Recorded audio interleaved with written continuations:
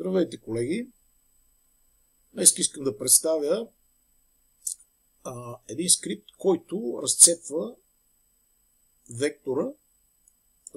вектор на парчета за ширина на ролка.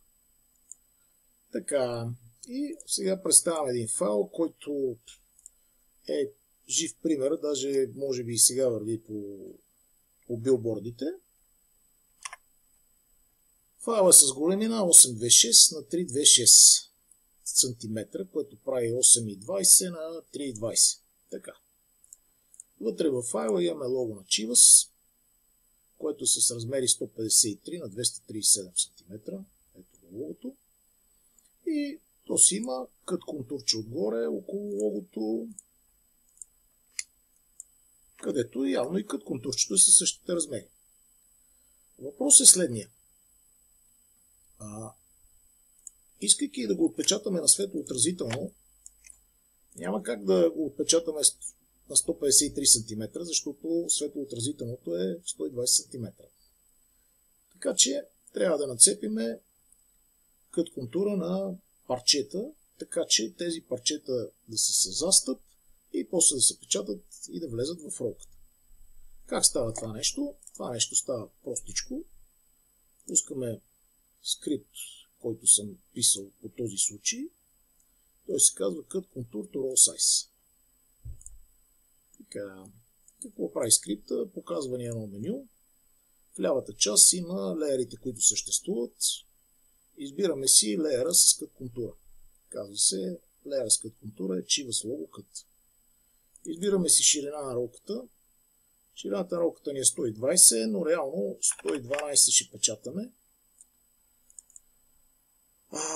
Ще сложим 2 см застъп и ще сложим 1 см блид раздувка около вектора. В случая логото не е раздувано, но ако го бяхме си поиграли повече и да го извадим с раздувката, този блид щеше да сложи, този блид всъщност не щеше, ми слага по 1 см от всичките страни, за да влезе раздувката. И натискаме ОК. И какво получихме? Получихме два артборда с име Cut 0 и Cut 1. Двата артборда са с въпросните 1 см раздуване от всички страни.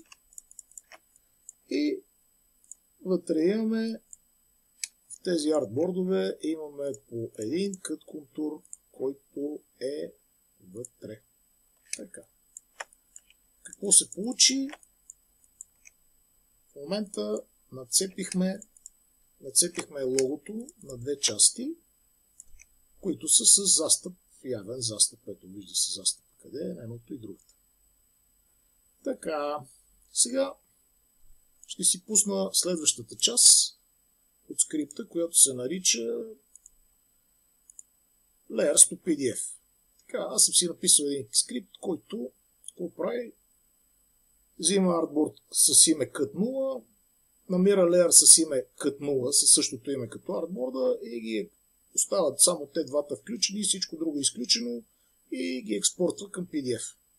В същата папка, в който се намира нашия файл. Ето единия, ето другия. Готово. Имам вече мегаборда, който е и Cut 0 и Cut 1.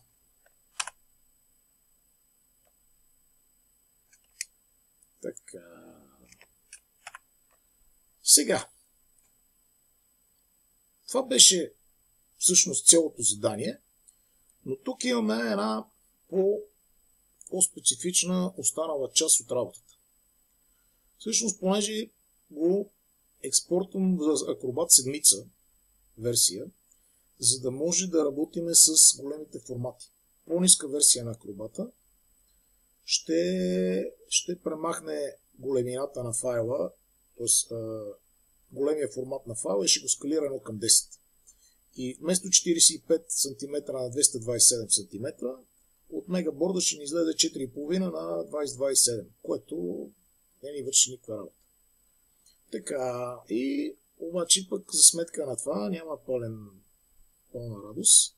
За сметка на това той пуска двата контура, ги оставя живи, които съществуват. Така. И сега ще направим няколко прости стъпки, за да ги махнем тези леери и да го свалиме нашата визия до по-ниска версия на Illustrator, на Acrobat, така че да може да минава през по-стари рипове, които няма да могат да се справят с 7-8 версия. Първа точка е пускаме питстопа. В питстопа отиваме на стандартите и пускаме PDF VB10 Verify. Открих го опитно. Давам ви го на готово. Така, тръгна акробата, т.е. питстопа тръгна и ни каза къде ще имаме възможни несъответствия. Ето scaling фактора и така нататък, PDF версията и вече идваме до тук, където имаме имена на леери, които липсват в конфигурацията. Така, какво се прави тук?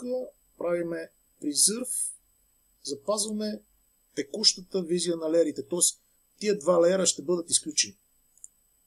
Даваме един фикс, ето вече ги нямаме тези леери и решаваме, че всичко е добре, но не е, защото версията още не е свалена. Питстопа не се справя чудесно с този казус и ние затова ще влеземе в preflight и ще влеземе в стандартите и ще го накараме да го направи в стандарт PDF-A.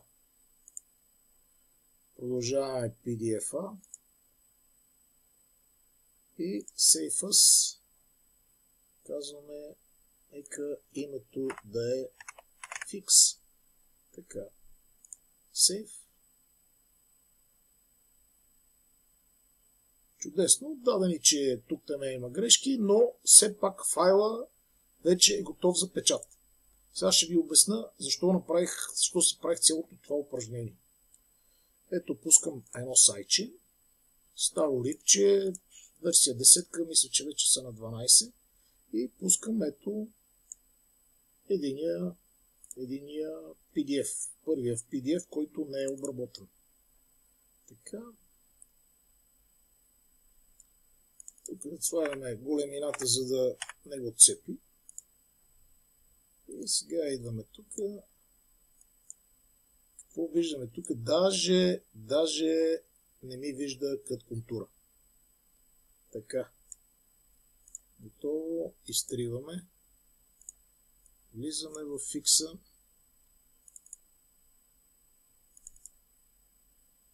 И сега пак даваме 240, даваме 120. Може да не дам 120, но той така и така ще направи файла. Ето вече виждаме само един кът контур. Кът контур е тази черната линия. Той тук просто така показва. Така, и сега вече имаме файла, който е сложен. Исках само да кажа. Сложен е кътър сума. Ето го сума. И са включени марките за кътъра. Сега вече сме готови да пратиме всичко за печат. И му даваме RIP.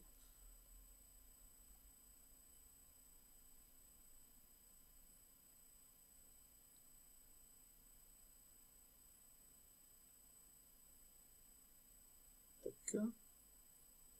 Send.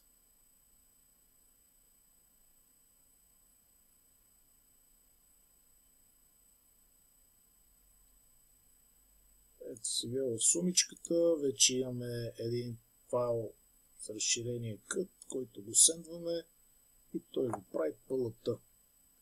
Така, ето сега мога да проверим какво сме получили, какво получаваме накрая. Сега секунда да изтрия старите файлове, защото ги съм ги държал отворени.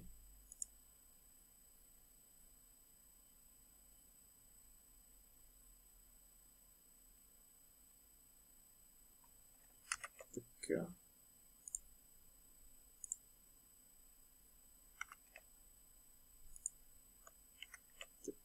Ето сега отваряме файла. Какво виждаме? Виждаме един файл с точки, с големина 48 на 227 см и с точки за плотър сума. Така, сега искам да си проверим следващото нещо.